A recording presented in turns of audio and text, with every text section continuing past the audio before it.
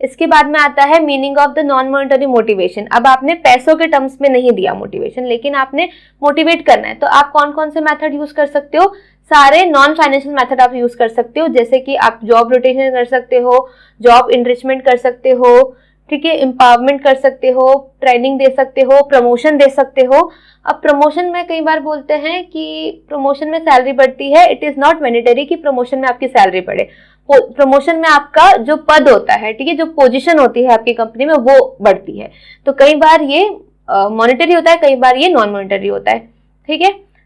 Now question number 27, that is the what is the meaning of leadership style. Leadership style से आप क्या समझते हैं? Leadership style is the behaviour approach employed by the leaders to influence motivate and direct their followers. Leadership style एक behaviour होता है जो एक पर्टिकुलर पर्सन चूज करता है अपने सबऑर्डिनेट्स या फिर अपने एम्प्लॉयज को मोटिवेट करने के लिए या फिर उनको गाइडेंस देने के लिए। ये तरह तरह की होती है, ऑटोक्रेटिक होती है, डेमोक्रेटिक होती है, लेजिस्फेयर होती है, फ्री रेन होती है। आगे जब आप क्वेश्चन देखेंगे different types of leadership style में, तो आपको ये ज्यादा डेप्थ में समझ में आएगा।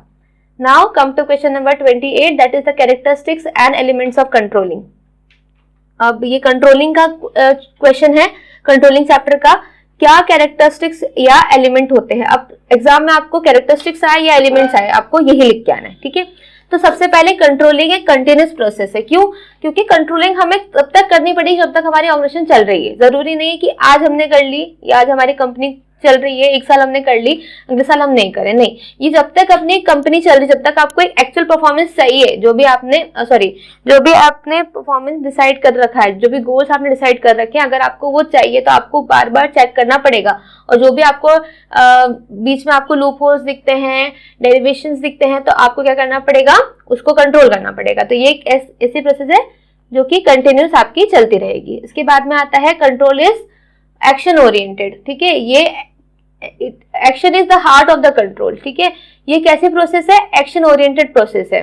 क्यों? क्योंकि इसके अंदर जो भी पर्सन है वो क्या करता है? एक्शन लेता है।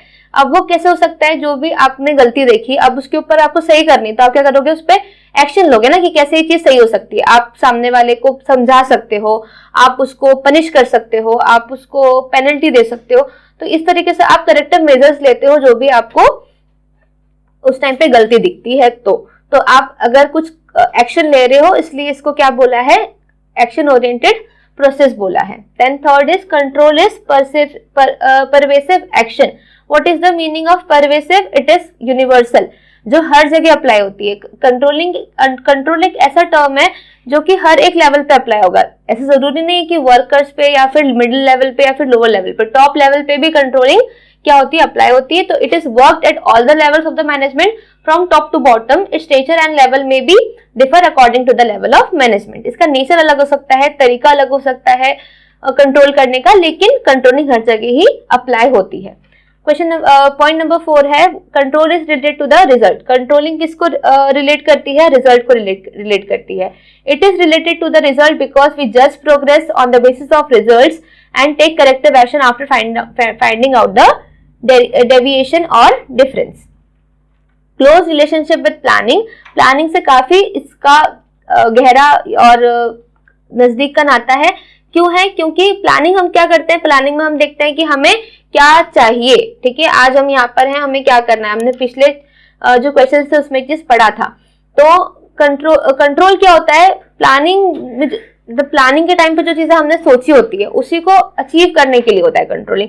फिर हम देखते हैं कि अरे कुछ डिफरेंस आ रहा है क्या, जो हमने प्लान जो किया था वो वैसा नहीं जा रहा है ये चीज, तो फिर हम क्या करते हैं? इसको कंट्रोल करते हैं। तो प्लानिंग जो कंट्रोल है वो जब प्लानिंग हम करते तभी से ही शुरू हो जाता है।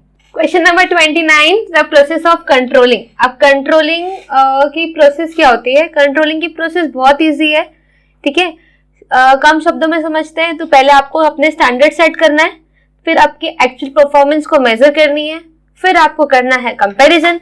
कंपैरिजन में आपको जो भी डेविएशन आते हैं, जो भी अंतर आता है, वो आपको देखना है कि वो किस कारण से आया है, वो पॉजिटिव है या नेगेटिव है, बड़ा है, छोटा है, उसके आने का रीजन क्या है।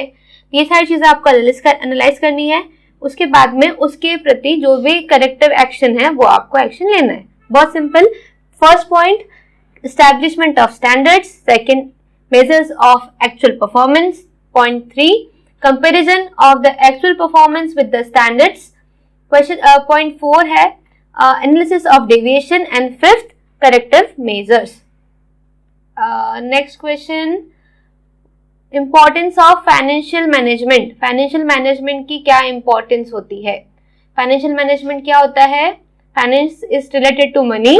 तो आपका जो भी आपकी कंपनी है उसमें जो भी पैसा होगा उसका मैनेजमेंट कैसे होगा, जो भी फंक्शंस आप परफॉर्म करते हो, प्लानिंग करते हो, ऑर्गेनाइजिंग करते हो, डायरेक्टिंग करते हो, कंट्रोलिंग करते हो, हाँ, जितने भी सब चीजों के जो फाइनेंशियल अंडरटेकिंग्स है उसका ध्यान रखना किसका काम होता है? फाइनेंशियल मैनेजमेंट का ध्यान होता है। इसके अंदर जो भी आपकी बोल सकते हैं ना, फाइनेंस है, कंपनी का फाइनेंस है, उसको कहाँ इन्वेस्ट करना चाहिए, उसको कैसे मॉनिटर करना चाहिए, कंट्रोल कैसे करना चाहिए, प्रोटेक्ट कैसे करना चाहिए, ये सारा फाइनेंशियल मैनेजमेंट का काम होता है।